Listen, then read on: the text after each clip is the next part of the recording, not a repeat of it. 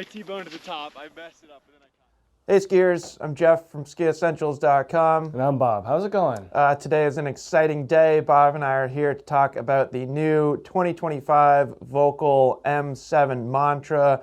We've also got the new Secret 96. Those are kind of the two skis that get all the new stuff. Yep. And this has been floating around the ski world for a while.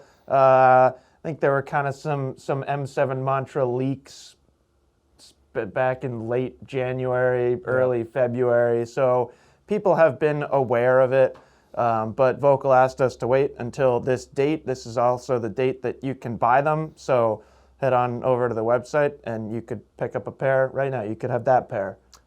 If you specifically want that pair, you can have... Please indicate so. Please indicate that you want that pair, and you can have that pair. If you want one in plastic, you can have that too. Yeah.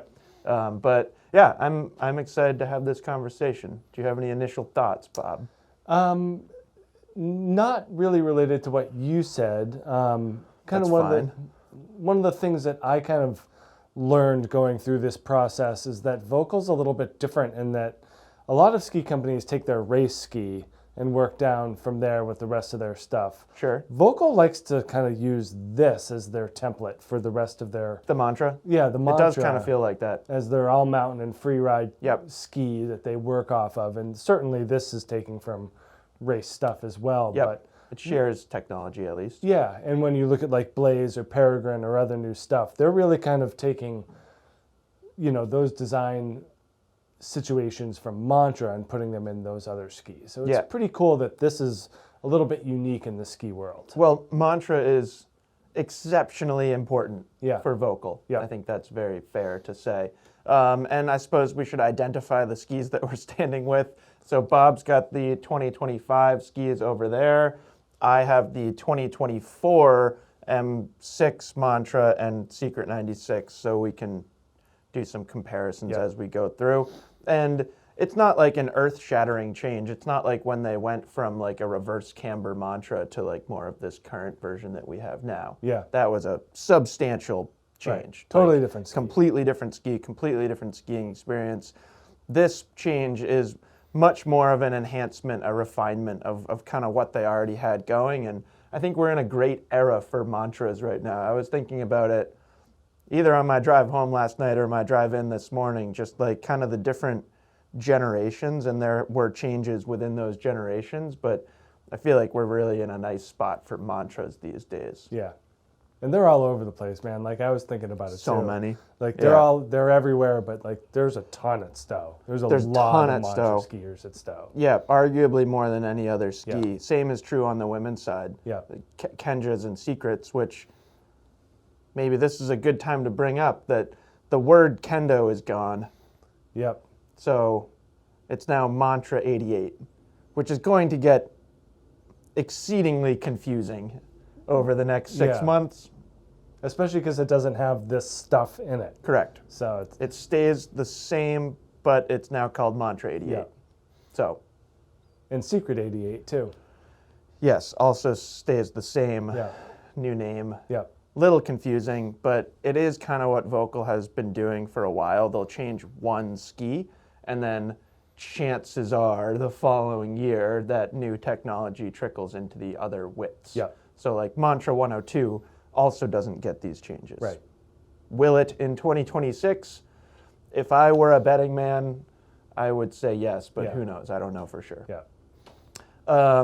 I think that's it for introductory information. I will say that in this video and the article that goes with it, we are going to be focusing on the M7 Mantra, but you'll see some footage of the Secret 96 as well. We had a ton of different people ski both skis throughout this season, and I just thought it would be fun to give people a nice visual of as many different people skiing them as I could. Yeah, and anything that we say about the construction shape profile of the M7, those carry through to Secret 96. It's the same ski, just a different graphic and length options. Yep. Excellent point. Yep. Do you want to take us through the construction changes, which are relatively minor? Yeah, we see little tweaks throughout this ski in terms of the construction. It is still built with that multi-layer wood core consisting of poplar and beech. I think one of the interesting things they do with their core is they focus the denser beech. It kind of mirrors where they put the metal. So this is kind of opposite of what we see with like Blizzard's True Blend, where they're kind of centralizing the stiffer wood. Volkl is putting it along the side. So if you kind of look at where their Titanal frame lays, that's kind of where you're seeing more beech. So underfoot and then along the edges, as opposed to some other companies that put their stiffer wood in the middle and then the softer wood on the outside. So it's a little bit of a different philosophy. I think it really echoes Volkl's commitment to the edge. And precision. That's the key. Yeah, totally. And it really, when they kind of put their money where their mouth is, in the construction. So more beech on the outside along the edges and in the underfoot zone. We get full sheet of metal on the bottom and then their tailored Titanal frame on top. This is where we see a little bit of a difference. It'll make a little bit more sense when we get into the shape and profile as to why they're making these small tweaks. But basically in the frame, there's wider metal in the forebody than there was in the M6. Again, just like a little bit, not a whole lot. Yep. And then slightly shorter metal along the frame in the top. So not a huge difference, but it is going to align better and create better harmony when we look at the shape and the profile. It's also not as pointy. Not as pointy in the middle section. Well, no, in both. Oh, in both, yeah. I assume you were going to get to that, but just in case you weren't, they have reduced the pointiness of the end of the metal, which should result in far less delams. Yeah. So that was something that we saw with the M6 Mantra is basically like this pointy section right here, especially what happened on the tail, would catch and delam a little bit, which chances are was from people's skis hitting each other, like your skis kind of just crossing over and behind you, but regardless, it probably shouldn't fall apart like that. And it's not like it was crazy, like they had to recall the whole line of skis, but it is something that certain people experienced. Yeah, now those are angled in a little bit where the metal interfaces with the top sheet. Yeah. So there'll be less of a chance of those delamination issues. Yeah. And then we get minor tweaks to the tailored carbon tips as well. You know, it's just when they make these makeups, they kind of decide what's going to work best for the shape and the profile of the ski. With the new radius that we'll talk about pretty soon, they are altering the makeup of these carbon stringers to better line up with how the ski is supposed to turn to increase the precision and the initiation phase of the turn and the tip specifically. Yep. So that's kind of the reason behind why they're changing their tailored carbon tips. Look at how many carbon strips there, like kind of end just like right here. Yeah. Which is lower than the carbon went on the previous ski. Yeah. It's kind of a cool visual, like, and I think there are more. 1, 2, 3, 4, 5, 6, 7, 8. So there are 2 extra lateral carbon stringers in there. Yeah. Pretty cool. You know, it's just interesting how they go about building skis. They are obviously very thoughtful. I can only imagine if you were a ski engineer, you could just like get lost in the carbon tailored tip, because just think about how many different like ways you could put carbon in there. Right. And like, where do you draw the line? How many different versions do you test? I don't know. I bet hundreds. I mean, they can probably test it like digitally. Yeah. And then like, you know, apply 5 different ones and then test it on snow. And I just think it's really cool, like the limitless potential of how many different weaves you could create up there. Yeah, I mean, they're certainly very thoughtful about how they go about those carbon tips. That's about it for the construction changes. You know, again, similar wood core, similar frame and carbon application. Yep.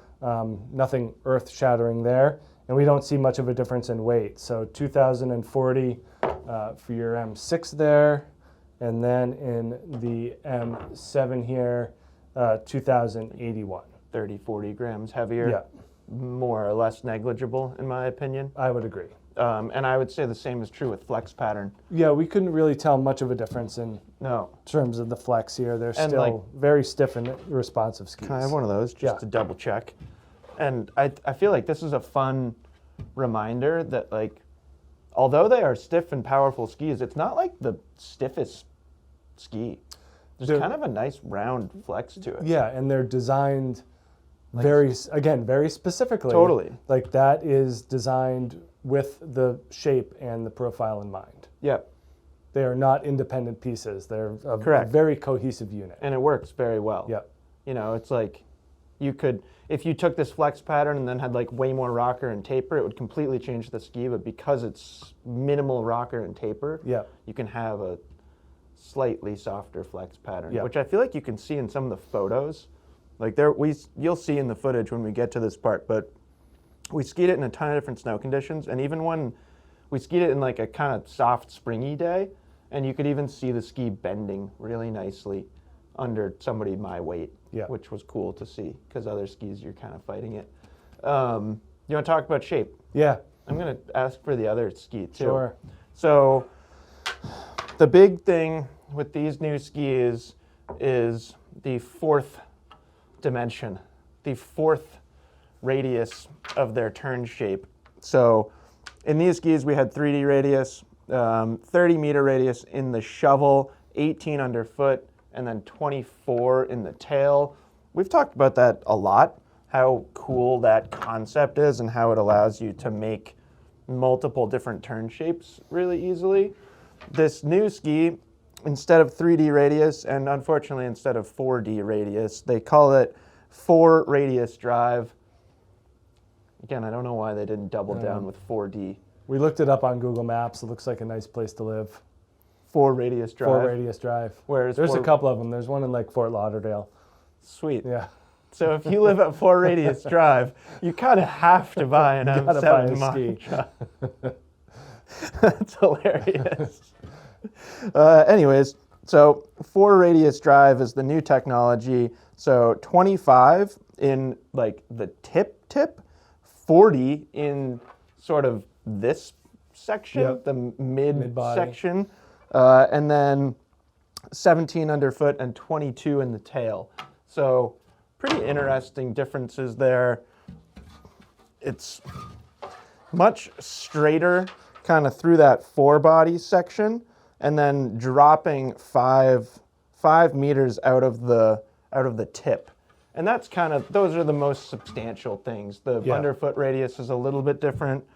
The tail is a little bit different, but that shovel is pretty important. I shouldn't have put this on the wall yet. And then for side cut dimensions, 135, 96, 119. Remember those numbers. In the new ski, we are 139, 96, 121. And really, I think when you put them next to each other, you can see that extra width right there. Yep. It's like, it almost looks like kind of a bulbed out, like round section of the tip. Yeah, and that's where it makes sense that they need some more lateral support Yep, with the carbon. yep. And the performance is sweet Yep. too. And then the next thing that we'll talk about, which is kind of the last conversation about shape, is they're sort of just flatter. Yeah, there's less splay, less rocker, which Yeah. when we talk about a lot of Volkls, they use a relatively flat profile. Obviously, something like a Revolt is going to be different. The tip is probably about the same. Put one of the old ones and one of the new ones together, and the difference becomes a little bit more. Well, I think stark. the end of, like, it's the way that they finish off the tip, sort of. This ski, the new ski, is like a little bit more abrupt in how it finishes right there. Yeah, So just some slight tweaks to rocker profile, but I would say largely it's the same. It is really cool putting these base to base because you can feel how much wider yeah. the new ski is just through the shovel. So anything else you want me to talk about for shape, Bob? Not particularly, just that, again, these are things that kind of add up to the whole when it comes to performance. Like if this ski were more rockered, we would be having a very different conversation. Yes, certainly. You want to talk performance? Yes. So I think we should start on piste because a lot of people ski their mantras on trail. Obviously, we're 96 underfoot. If that's not obvious, we're 96 underfoot. We just talked about side convention, so I would hope that that's pretty obvious at this point. It's an all-mountain ski. Yep. You know, it's not just an on-piste ski, but mantras are known for groomer performance. So what do you think, Bob? Yeah, the first thing you notice is that slightly shorter tip radius. I agree 100%. The initiation is very crisp, very precise. Yep. You don't really notice that midsection until you start to open it up. Yep. So I noticed the biggest difference in the tips and the tails. So the initiation and then the rebound. Yep. Considerably more energetic, Yep. precise, and more rebound Yep. than in the M6, which is like kind of a hard thing to say because Yes. those M6s do it Yes. better than most. They were already a leader in Yeah. their category for torsional stiffness, responsiveness, all that stuff. Yeah. And then you feel kind of the increase in just underfoot edge grip, I think, in this new ski quite a bit more as well, which again is a pretty high thing to say for a mantra. Yeah. And then the way I've always thought about the multi-radius is that if you don't think, you can go about it two ways. You can play around with tip pressure, forebody, letting the ski go at different edge angles. Yep. Go through the whole thing, tip to tail, and really Yep. try to feel the different things. Or you Don't can pay just attention forget, at all. you don't pay attention, and you just go ski and, Yeah. and enjoy yourself. Because it works pretty intuitively. It works extremely intuitively. Yeah. Such a natural feel in terms of what you put in and what you get out. Yeah. And I think I also mentioned in the article that this ski basically defies physics. It feels like it gives you more than what you put in, which is kind of going against the every action has an equal and opposite reaction. It seems like the opposite reaction is greater than your input with this M7. Yeah. No, I agree. Yeah, I don't really have too much to add to what you just said because I think you just nailed it. But I definitely felt the same thing. I suppose I'd say that I didn't notice a tremendous increase in underfoot torsional stiffness. I wouldn't disagree with you. It's Yeah. probably there. But I definitely felt a difference in the, just tip-in engagement. Like, as soon as you put it up on edge, Yeah. regardless of the snow conditions, which we'll talk about kind of when we get to softer snow and off-piste, but as soon as you tip it on edge, you really do feel this extra width up here and the shorter radius just pull you into a turn a lot more than this ski did. Yeah. And it's really cool. Like, would you agree that this is one of those situations where, at least speaking to on-piste groomer situation, they made it better without making anything worse? I agree. Yes. Like, I can't point to a single thing that's worse, Yep, me neither. which is really cool. Yep. Because that's a conversation we have all the time. Right. Of like, well, they made this better. What happens over here on this side? Yeah. This kind of suffers a little bit, and it's just It's all up. all Yeah. all up. Yeah. And again, it's not drastically different. Like, you could ski them back to back, blindfolded. Probably don't do that. Black out the top sheets. Yeah. If you couldn't see the top sheet, you could ski them back to back, and I bet 70% of people would get it right, but 30% Yeah. wouldn't notice a difference because they are so similar. You know, they have that same sound. Yeah. Like, they are very, very similar skis, but yeah, they just rip on groomers. I think we've talked pretty much just exclusively about carving so far, but I think they're better at short turns too. And I still give credit to this tip because I feel like it's just a little livelier in like how you start the turn, and then with the longer radius in certain spots of the ski, it doesn't feel too catchy. Yeah, I've never had a whole lot of success anything shorter than medium radius with a that's fair. Mantra or a Kendo, Yeah. any of these Volkl high-end skis. I feel like for me, they live better in the medium to long range. I think that's where they belong. Yeah, But I have a much harder time making my short swing turns on the side on a Mantra. Thinking of footage of us skiing centerline, Yep. and just you can see some like pretty nice rhythmic Yeah. shorter turns. Not necessarily from you. Right. From other people. Other people did fine. Other people did just fine. So no, I think they nailed it for groomer performance. Are you ready to talk off-piste? Yeah, and it was really fun. You mentioned that spring snow, which that day was awesome. Yeah. Because you skied moguls. Yep. And then we also got to experience it in like kind of like deeper, soft spring snow. Like Yeah. 3-4 inches of just like corn depth. Yeah. I have never personally enjoyed skiing the Mantra in moguls. I will throw that out there. I think it's a style, probably a skill level thing too. What's your honest take on Mantra in the moguls, and is it something that the ski can do, or is it just something that you can do? I think it's more something I can do. Okay. I wouldn't seek this out for mogul specific performance. Okay. The 88, that's a little bit easier. I can Okay.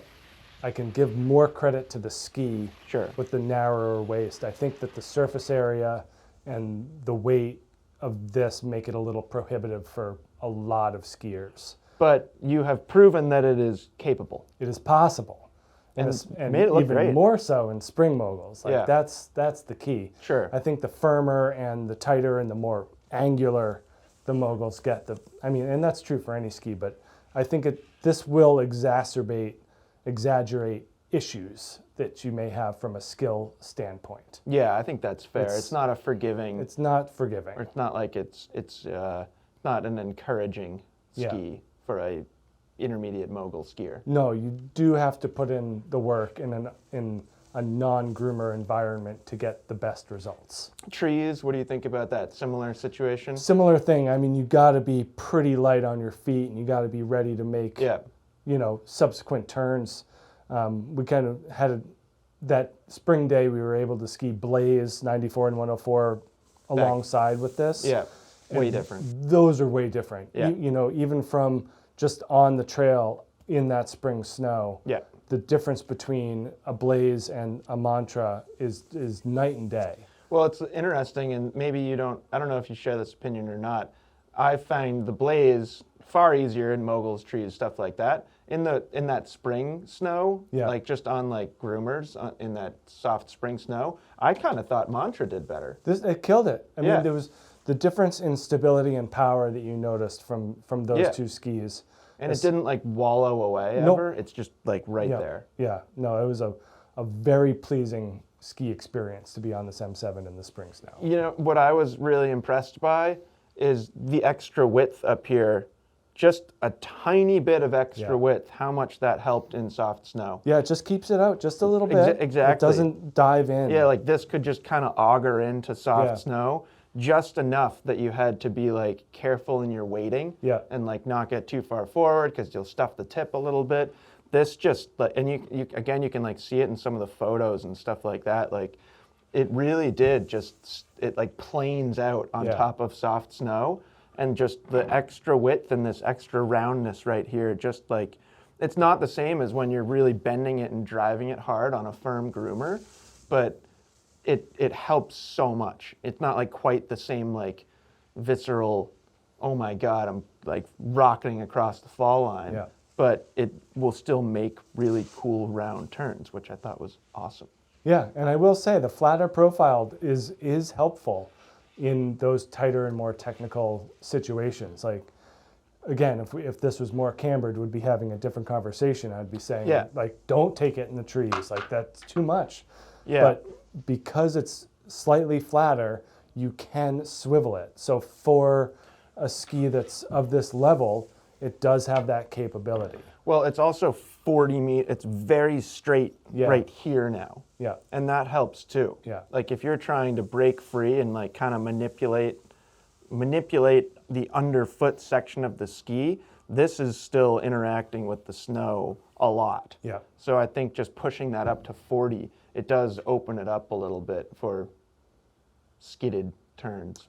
Yeah, I mean, it definitely likes to be in wider, bigger spaces. Yeah, like those nosedive runs on this thing Yeah. are sweet. And if the snow is, it doesn't matter if it's like compacted by gravity, Yeah. you know, days old groomers, wind, as long as it's like somewhat smooth and you're staying on top. Yeah. Like that's where this thing really excels. It doesn't matter if it's crud or chop or anything like that. I mean, Yeah. it just really excels in those situations.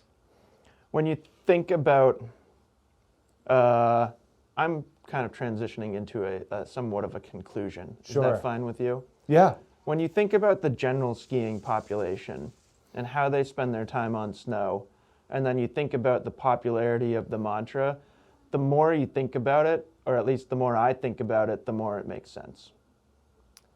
Yeah. Tons of people ski groomers. Tons of people generally keep their feet on the ground. You know, Yep. they're not like seeking out jumps and stuff like that. But there are a lot of really good skiers out there. There are a lot of people that have been skiing their whole life that want to kind of push their skills and performance, but generally mostly in an on-piste format. And what better choice than this ski? Well, let's think about it. I mean, we're That wasn't that was a hypothetical question. no, I know, but you know, Sure. drawing some I mean, you could go comparisons. narrower Yep. if you truly did stay on trail all the time. But Yep. you know, maybe you ski in Colorado or Utah and you still kind of fall into that bucket. Then, like, this is fantastic. Yeah. Because if it's softer snow in the morning or something like that, then you're still going to do just fine. Yeah, and it's more comparable to, you know, skis like that Enforcer 94. You know, I think it's Yeah. this and an Enforcer 100 or new 99 were always a little bit more close, but I think the 94 is a closer comparison, as well as that new Anomaly Yeah. 94 from Blizzard. Those both feel more just raw power, Yeah, where this feels more precise and responsive, Yeah. with still plenty of power. yeah, That's where I kind of. So I think that's kind of what I was thinking of, is like the general skiing population. A lot of people don't need that just pure raw power and are going to find more just overall enjoyment and a more rewarding experience out of this. yeah. They do a really good job with that shape and that profile, Yeah. making this mantra just feel like it can do Totally. a lot of things for a lot of different skiers. Yeah. But you still got to put the work in, you know. No, you do. It's 100%. it's still all there. It's like, you know, it's not a Rustler 9. Right. There's better Kind of floating stay- 96s. to stay in the same width Yeah. range, and you know, like Anomaly 94 and Rustler 9 basically sandwich this ski. Yeah. With the Rustler 9's probably further away. You know, it's so much more playful and stuff like that. So this is not that. This is still relatively demanding, requires a pretty good skier. Yeah. But it's pretty sweet. It is pretty sweet. Yeah, we had a nice time. Yeah. So, good job, Volkl. I always feel weird saying that. Like, they know more about skis than I do. But They know they did a good job. yeah, exactly. They don't need a compliment from me. Everyone likes compliments, though. Do you have anything else? Lengthwise, this is what I skied, the 177. Yeah.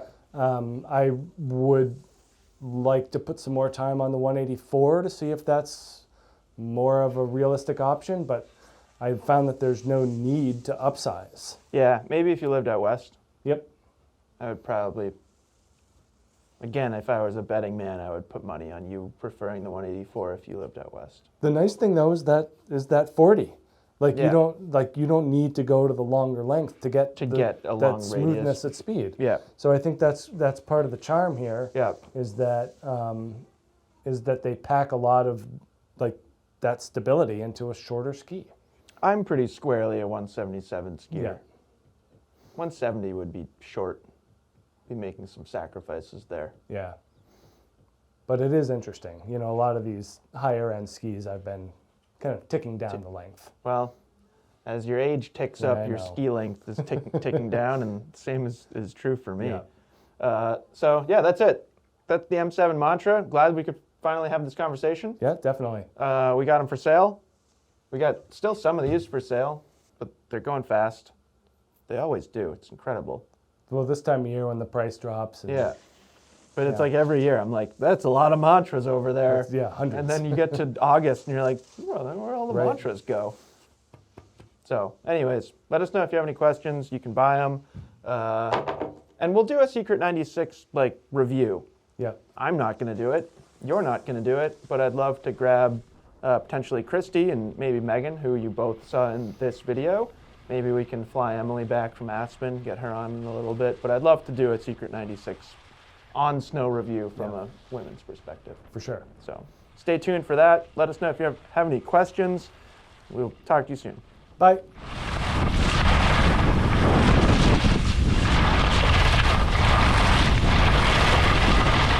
And then just stop for Bob. Stop.